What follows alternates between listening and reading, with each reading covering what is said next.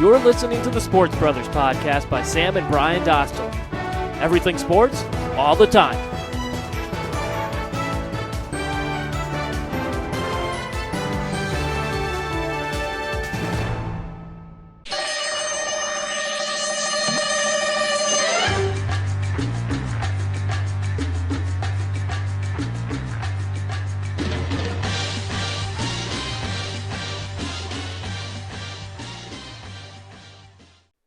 And that was Mission Impossible theme song for our opening song today.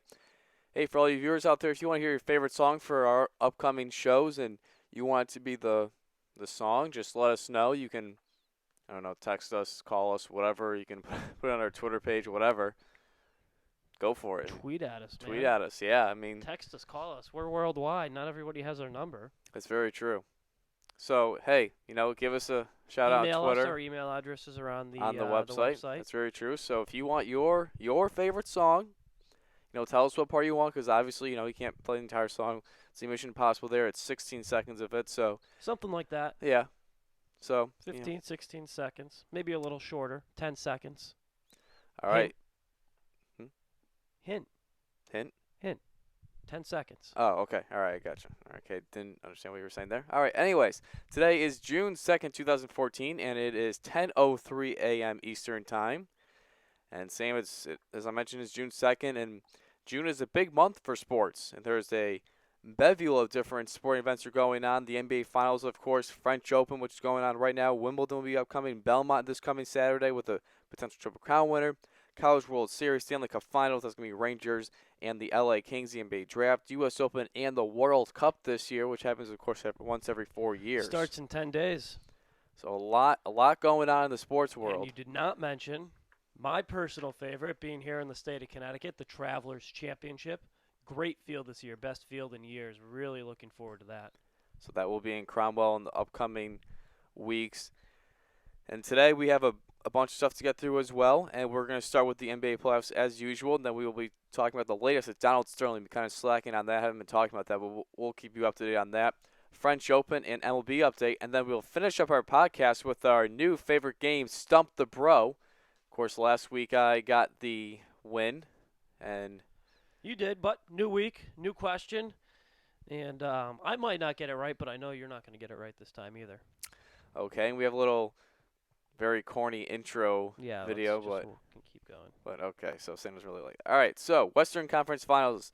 The San Antonio Spurs finished off the Oklahoma City Thunder on Saturday night with a Game 6 107-102 overtime victory, and that was the first road win for either team in the series. And finally, it was a close game, Sam, which yeah, about time we had a close game. I mean, we were talking about it on the show last Friday that the difference in the series was better than 20 points per game. Neither team had lost at home, and it looked like Oklahoma City was going to send this one to a Game 7. They were up by 12 at one point, 61-49, but San Antonio answered back, and without Tony Parker in that second half, he was out with an ankle injury.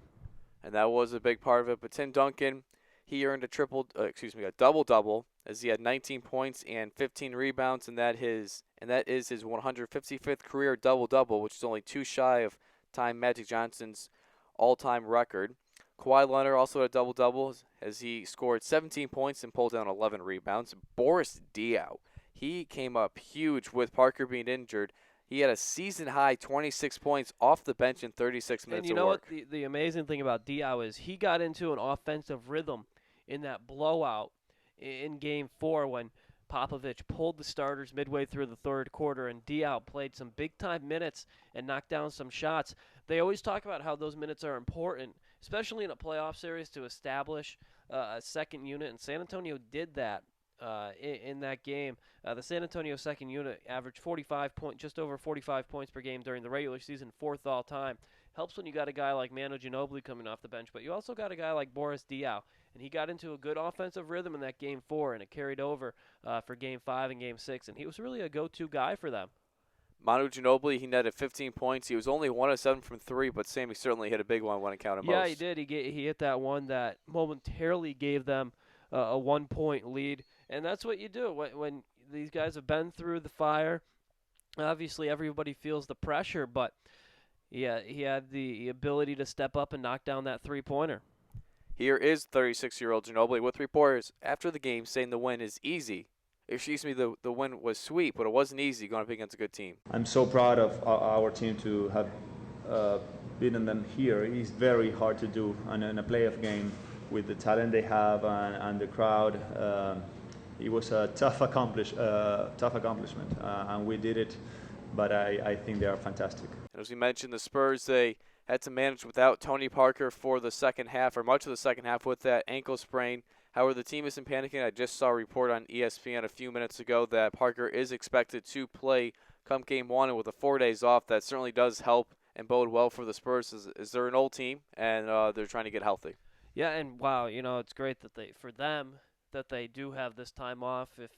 If they had lost, they'd be playing tonight, and then if they had won, they would have had a relatively quick turnaround, playing a Game 7 on a Monday before getting the championship started on a Thursday. But instead, they wrap everything up on Saturday and have 4 full days off before they do take on the Miami Heat for the second straight year.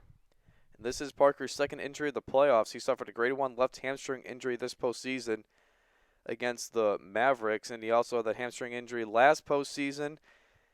Parker obviously he is 31 years old, and a lot of miles on his body. And it'll be interesting to look out for the series. The Spurs, they're going to back-to-back NBA Finals appearance for the first time in franchise history.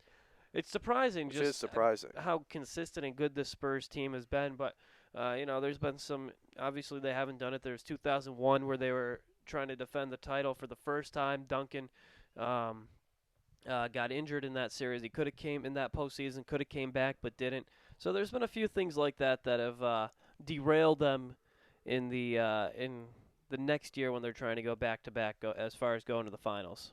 The Spurs are the first team since the 1988-1989 Pistons to make it back to the finals after losing Game 7 of the finals in the prior year. And that was the Pistons. The Bad Boys got their revenge by sweeping the Lakers in 1989. This game was the 9th overtime game of the postseason, but only the first since the first round. We talked about how great the first round was, and how really the conference finals have been all blowouts except for a couple games in the Indiana Heat series, and then this one game here. They've been entertaining, but not necessarily close. And before we talk about the Thunder quickly, here is Spurs head coach Greg Popovich saying that he is thrilled to beat Oklahoma City, but it wasn't easy at all. This victory is really sweet because we know we played one hell of a team. We take great satisfaction in that because they are so special. And they'll certainly be back doing great things without any doubt. Now to the Thunder side of things, Kevin Durant and Russell Westbrook both did all they could, but they obviously came up short. KD, he finished with 31 points on 12 of 25 shooting with 14 rebounds. Westbrook led all scorers with 34 points, 7 rebounds, 8 assists, 6 steals, and 7 turnovers. And Kevin Durant also had 7 turnovers in that game. As great as the two of them are, a lot of jump shots, and it's hard to win big games when you rely so much on the jumper because the jumper is something that comes and goes so quickly. You look at the Spurs. Diaw was operating on the low block. Of course, Duncan was having his way on the low block late in that game against Ibaka. And when you have the ability to dump it down low, it opens up the floor because the guards got to double down. That's not necessarily the case with Oklahoma City. They a lot of times you just give the ball to Westbrook or Durant goes it's a lot of one-on-one, and Yep. if they do get double teamed in the lane, they'll kick it out to the open shooter. I think there has to be changes to the Oklahoma City offense as far as getting more people involved, having them work off the ball a lot. Because I think a lot of time you'll just see like Durant when he does, Westbrook will bring up the ball, and Durant to get the basketball will post up at the foul line, turn and face. And that's how he gets the ball. He doesn't necessarily always work off the ball. I would like to see more offense run with Oklahoma City. Reggie Jackson, he had a good ball game as he scored 21 points. Serge Ibaka did score 16 points but only pulled down 4 rebounds during the contest. And that was it really for scoring. And 4 of the 5 scores scored. Kendrick Perkins did not score in 20 minutes of play. Oklahoma City, they only got 5 bench points, and they all came from Derek Fisher. The Thunder in total were outscored. The bench was outscored 51-5. 51-5. And that's another area where I think Oklahoma City has to improve. They need to improve that bench play. You just look at teams in the past. Spurs with great bench play this year. The Boston Celtics a few years ago had really good bench play. You need some guys off the bench who can provide some scoring, provide a lift, take some pressure off those starters. And when that happens, Kevin Durant, Russell Westbrook, they don't have to play 40. They don't have to play 40+ minutes every night. They can play, 35 minutes and be fresher down the stretch rather than always needing to be out there because you need someone on the floor who can score. That's something that Oklahoma City really has to address this season. That's their bench scoring. Now to the Eastern Conference, which occurred 3 nights ago now. On Friday night, the Miami Heat dismantled the Indiana Pacers in Game 6 of the Eastern Conference Finals, 117-82 to advance. Was never close. No, it was actually Indiana did lead 9-2. It was 9-2, and then but it was 117-82. Yeah, it's the Heat's 4th straight trip to the finals, and the last team to do that was the 1984 to 1987 Boston Celtics. 4 of the 5 Heat starters finished in double-figure points. LeBron James and Chris Bosh both finished with 25 points. Dwayne Wade and Rashard Lewis both had 13 points. Chris Anderson came off the bench in only 13 minutes. He put up 9 points and pulled down 10 rebounds. Here is LeBron James following the game.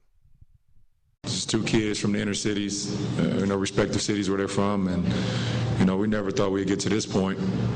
So to be able to play the game that we love at a high level for one another, for our teammates, it's the ultimate. Same right there as LeBron, just saying that him and Wade, they can't believe they're heading to their 4th straight NBA Finals. Yeah, they when they were introduced as a team, they said we're going to win not 1, not 2, not 3. You know how it goes at this point, but still, when you're standing there and you're saying that, and then you step back and you look at it and you're like, wow, It's not easy. It's not easy. It's not easy. The East is down, but still, you got to stay healthy. You got to not let up at any point, and they haven't. For 4 straight years, they've made it to the NBA Finals, and there's no reason they can't win it again. After the Game 5 loss in Indiana, when the Heat had a chance to clinch it here, you knew they were going to come out focused and determined even more at home because they didn't want to have to go to a Game 7 in Indiana. So following the win, here's Dwayne Wade as he talks about the team's focus going into Game 6. Now just being more prepared, for this moment, seizing a moment like tonight, not a moment, I don't think inside none of us that we felt that we was going to lose this ball game. We knew we was going to impose our will. We didn't know the outcome, but we knew we was going to impose our will. Paul George, he led all scorers with 29 points and brought down 8 rebounds. David West, 16 points, 4 rebounds. Lance Stevenson, he had 11 points. Stevenson, he's a free agent this offseason. It's going to be interesting to see where he ends up, if he's going to re-sign with the Pacers or if he's going to go elsewhere. Paul George, he already said he isn't sure if he wants him back as a teammate next year. Yeah, it's one of those things with Stevenson where when the ball is in play, he's so good. It's those 10 seconds when the ball's dead and you're getting ready to move on to the next play that that Lance Stevenson becomes Lance Stevenson. He's so good with the ball in the hand, and he's really one of the few guys on that Indiana team who can create with the basketball in his hand. That's why you saw him doing a lot of the duties, bringing the ball up the floor. So it will be interesting to see where he lands, because I think he's a very valuable piece for this Indiana team. But he could be the one who caused the locker room to seemingly split, and we'll just see what happens with him. David West with reporters following the game. We can be proud that we got here again. Didn't look like we were going to do that, but again, in this moment, you got to show what you're made of, and obviously they're more prepared. More seasoned for this moment. West obviously not pleased with himself or the team, coming up short. They worked all season to play in these types of games, and he just felt that the Heat were more prepared than the Pacers. And the thing is, you look at it, and it takes time for these teams usually to get over the hump. You look at LeBron and the Cavs; they were never able to do it.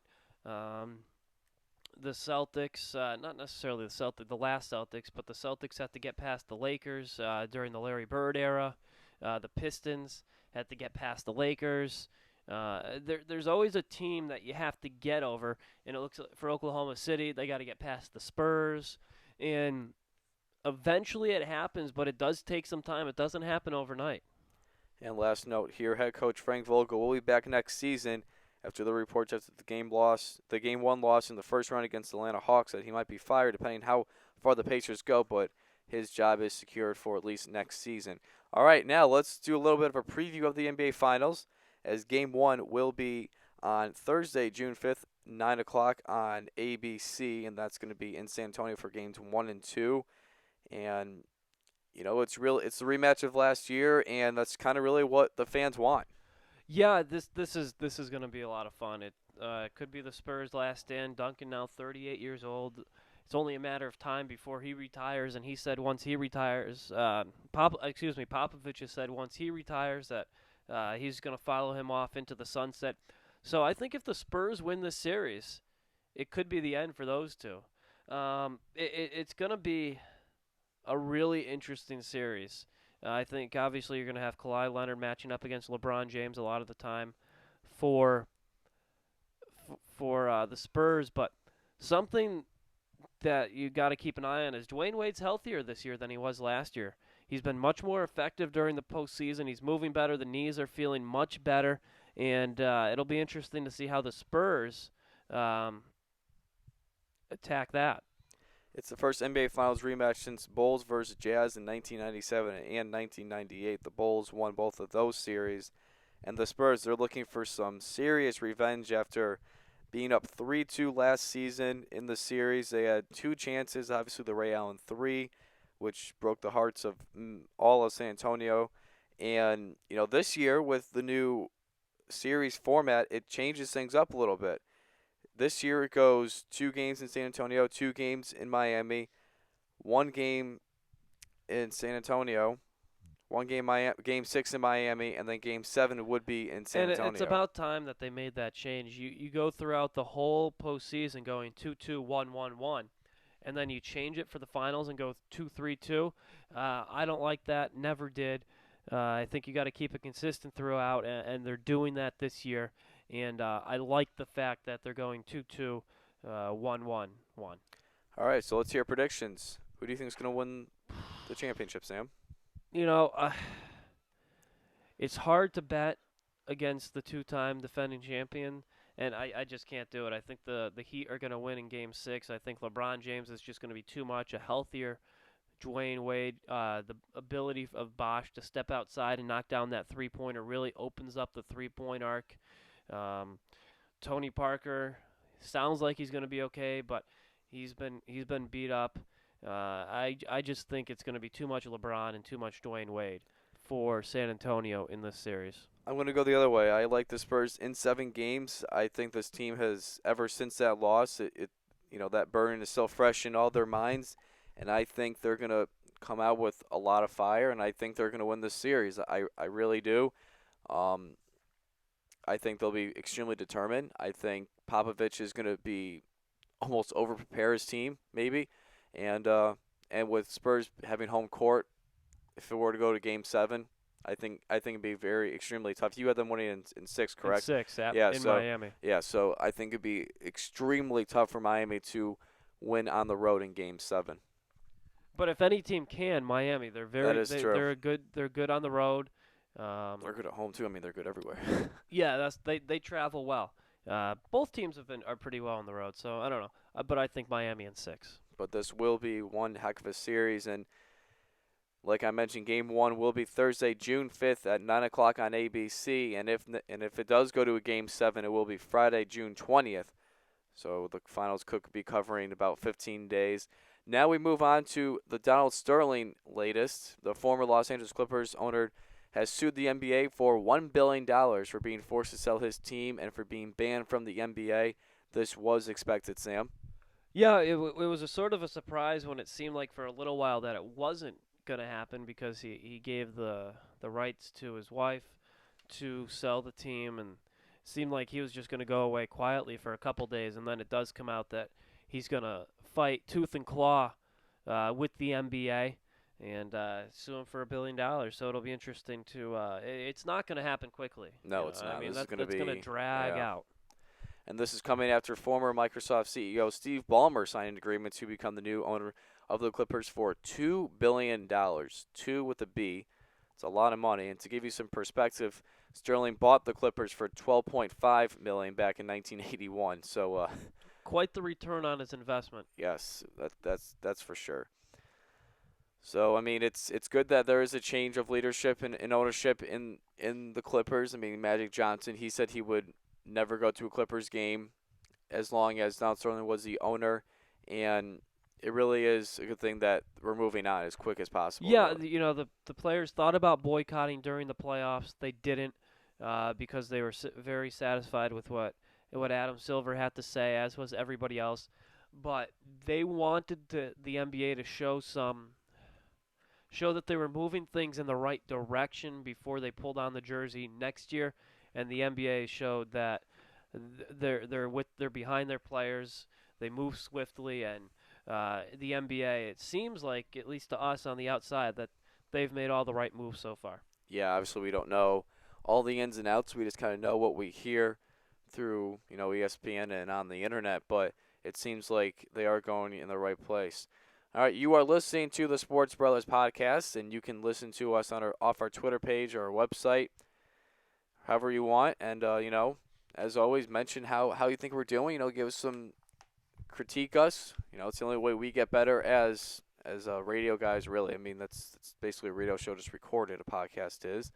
And Sam, we played some wiffle ball yesterday for the first time in quite some time. Yeah, and who won? Okay, you did. Yeah, 10-5, home run swing, still there. And I found out a way to throw strikes at the end there. Might not last long, but at least at the end of yesterday's game, I was throwing some strikes. And that's when I was getting some runs. Yeah, so. but I'd rather allow runs via hits than just walk. Than walks. That's Yeah. that's very true. So it's kind of a What throwback did I to. walk it 8 times or something? Yes. It didn't keep count. Too many to count. I did have a strikeout. First batter of the First game. 3 pitches. And then, And then 6 home runs later. yeah. All right, so now to the French Open, a huge upset on the men's side yesterday after Sweden's own Roger Federer fell to Ernest Gilbis in 5 sets, 6-7, 7-6, 6-2, 4-6, 6-3. Gilbis is from Latvia and will now be advancing to the quarterfinals, and that is the farthest he's made in a Grand Slam tournament. His thoughts after the match. Probably the most important, especially because it was 5 sets, because I beat him before, but it was a 3-set match, so for my confidence and just for me as a tennis player, 5-set win over Roger Federer, it's really big. The 4th-round loss for Federer is his earliest exit at the French Open since 2004 when he fell in the 2nd round.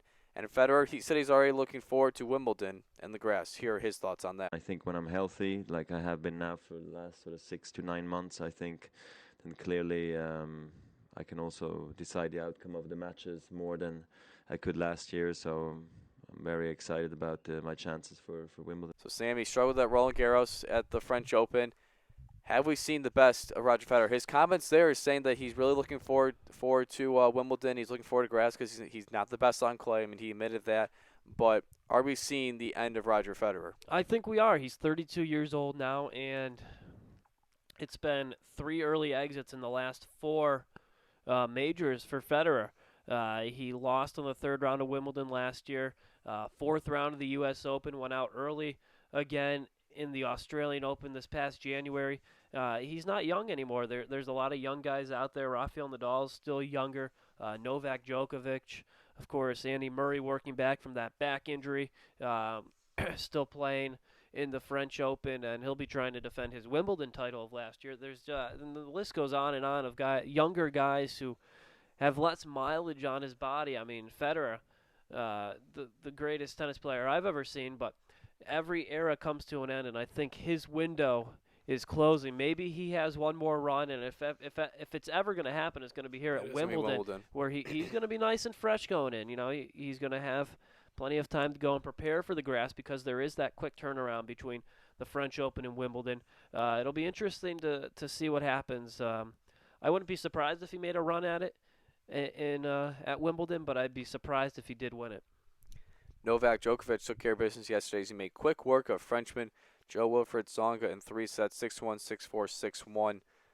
Disappointing. I'm a Tsonga fan. He just couldn't do it in front of the home crowd. No, not at all. Rafael Nadal, he won in straight sets earlier today, 6-1, 6-2, 6-3 versus Dusan Lavoic, and that was a 7 a.m. Eastern Time match, so that's over. On the women's bracket, Maria Sharapova won yesterday, and Lucy Safarov was upset 2008 French Open champion Anna Ivanic 6-3 to 6-3 and 6-3. A lot of upsets early on in the women's draw. We've talked about Serena falling, Li Na, a lot of the top girls going down, and that theme seems to be continuing. Wide open draw on the women's side for sure. Right now, Sloane Stephens, she lost her first set 6-4 against her opponent, Simona Halep. And so, yeah, there you go. What are you going to say? I was just going to say it's never a smart idea to when you don't know the name, it's better to just not even. That's true. Well, because it just says S. Halep on ESPN, and I just believe she's Romanian. You are correct. They were just talking about her on ESPN. Anyways. Okay, so now we're going to move on to our MLB update and talk about three different AL East teams here. First, the Toronto Blue Jays. They are leading the American League East, and it's June, not April. It's the latest they have led the American League East since 1993, and that's the year they won the World Series, if I'm correct. Yep. The Jays are 34-24 with a 3.5 game lead over the New York Yankees. We have mentioned how well Edwin Encarnacion has been hitting all year. By the way, he had another home run yesterday. Now he has 19 on the year. This team can hit, though, not just him. They are second in Major League Baseball in slugging percentage and second in runs with 287 on the season. As I mentioned, Encarnacion with the 19 home runs, but it's Jose Bautista with the highest batting average. He's hitting at 311 clip, and Melky Cabrera has 74 hits, which is second in the MLB. First in the AL, Astros' Jose Altuve has 78 hits to lead the majors. The defense, that's also been a great thing for the Blue Jays, committing only 29 errors in their first 58 games. That's tied for 5th place.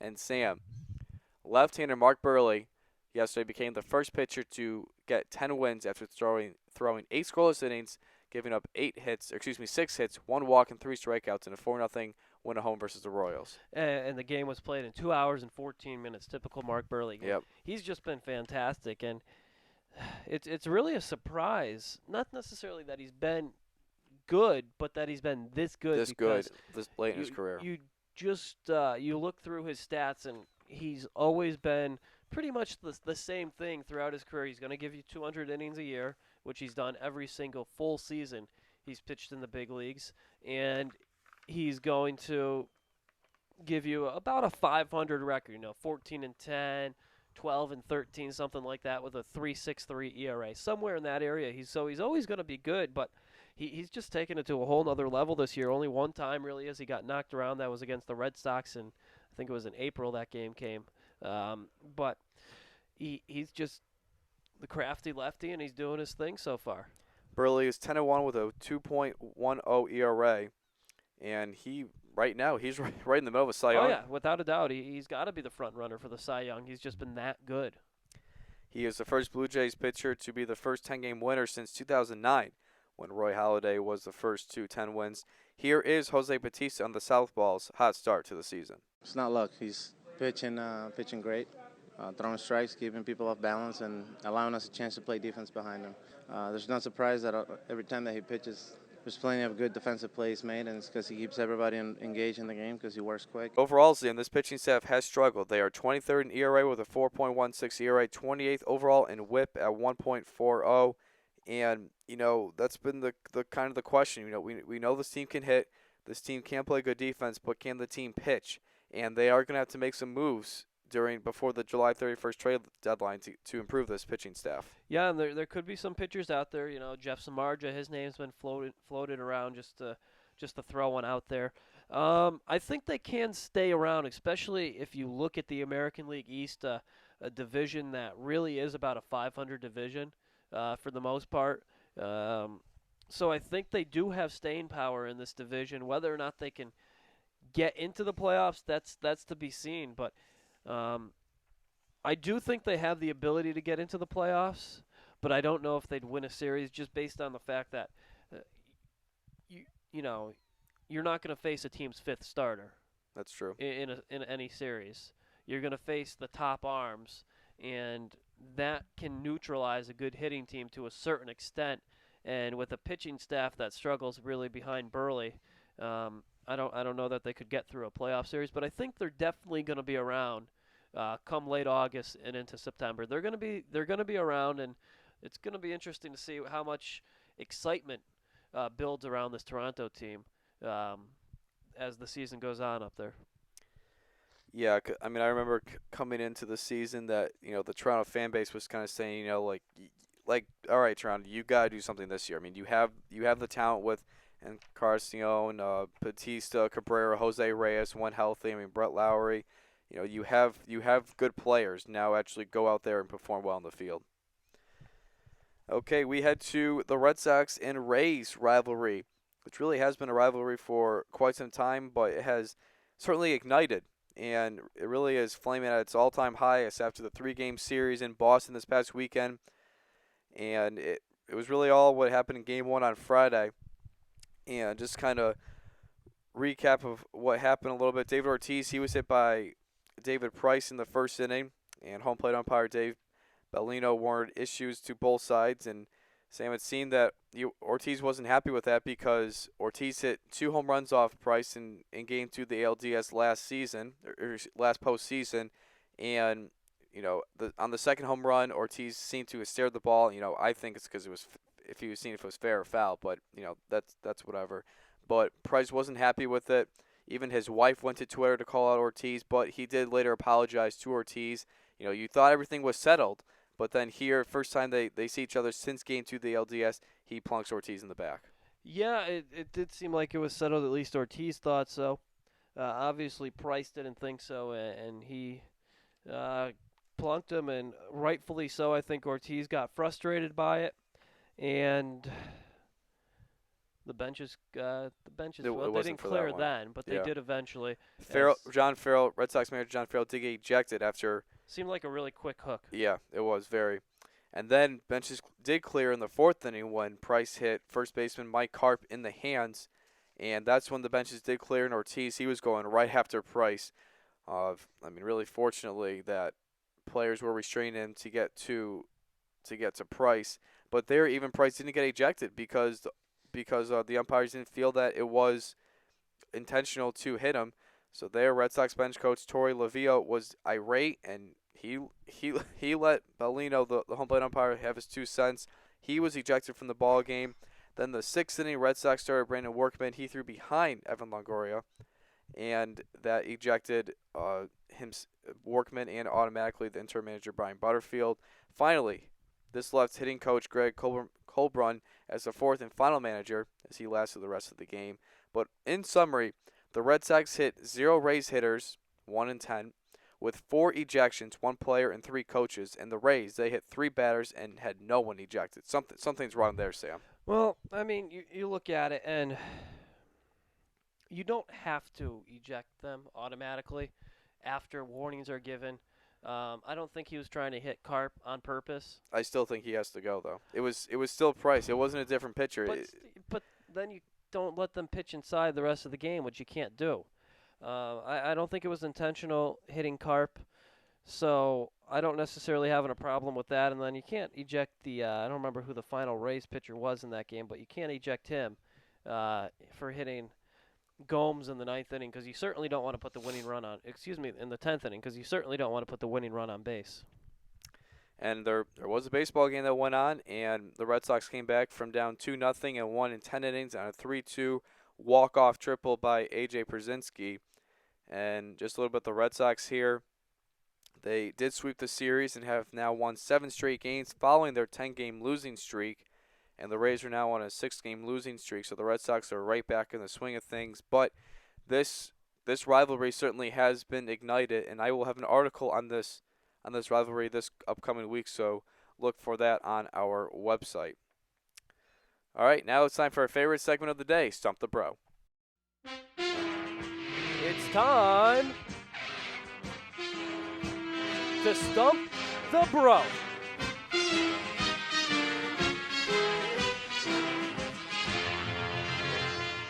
All right, there is our intro song video. It's not a video. Video, yeah, it's not a video. Thing for you there. Very corny, but it is the Get Smart theme song with Sam's beautiful voiceover of It's Time to Stump the Bro. All right, I went first last time, so you go first this time. All right, fair enough. Here is my question for June 2nd, 2014 Stump the Bro. It's 1-0, Brian, by the way. It is 1-0 me. I think I've made that clear, but thank you for clarifying again. Yep. Who is the first player ever to lead the NCAA, NBA, and ABA in scoring? Your three choices are Rick Barry, Julius Erving, or Connie Hawkins. Julius Erving. You are wrong. Who is it? The correct answer is Rick Barry. Rick Barry, really, huh? He led the Miami Hurricanes in scoring for the NCAA, the Oakland Oats for the ABA, and the Golden State Warriors in the NBA. Yes. So you are 0 for 2. All right, let's see what you got here. Okay. Only one player in the history of Major League Baseball has led the league in batting without hitting a home run. Is it Rod Carew, Tris Speaker, or Tony Gwynn? That is a very tough question. I will say, if I get this right, it is a guess. It is not Tris Speaker. So my choices are either Tony Gwynn or Rob Carew. I'm going to go with Rob Carew. Yeah, 2-0. 1972. Whew! Taking a nice 2-0 lead. And you are not happy right now. Folks, you can't see Sam's face, but he's Well, you're guessing. I legitimately knew the first one. You forgot that I had the Sammy Sosa thing on. All right, wrap up the show. All right, yeah, someone's just mad. All right, so that concludes our show for today, our podcast. We hope you enjoyed the show and it was worth your time listening. And again, please let myself or Sam know how we're doing. We will give us criticism, because the only way we're going to get better is if you tell us how bad we are, and we can try to fix things up. And we hope, we hope that you like our little sound effects. There were some sound effects last week with Something Bro. We have, and then our intro thing there today. We're trying to get this as professional as possible. Maybe next week or next Friday we'll have a like Sports Station to do a three cheers thing. We're not going to call it the same thing because you can't take the same names, but we're thinking of something like that. Not sure. We're going to try to make it better. But with that, we hope you have a fantastic rest of your day. Thanks for the listen.